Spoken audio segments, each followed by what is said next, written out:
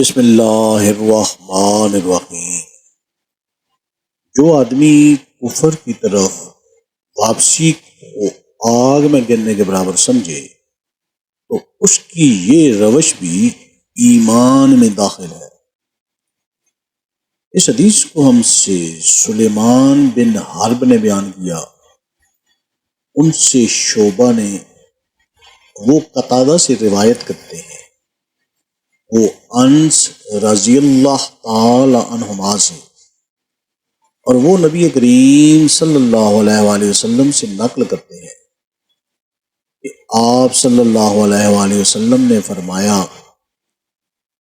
جس شخص میں یہ تین باتیں ہوں گی وہ ایمان کا مزہ پا لے گا۔ ایک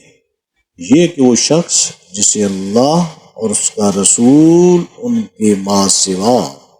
زیادہ عزیز ہوں، اور دوسرے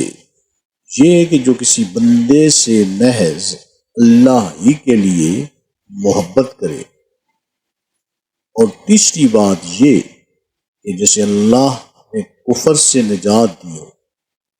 پھر دوبارہ کفر اختیار کرنے کو وہ ایسا برا سمجھے جیسا آگ میں گر جانے کو برا جانتا ہے۔ اللہ تعالیٰ ہمیں احادیث سے مبارکہ پر عمل کرنے اور اس پیغام کو ہر انسان تک پہنچانے کا ذریعہ بنائے، آمین یا رب العالمین۔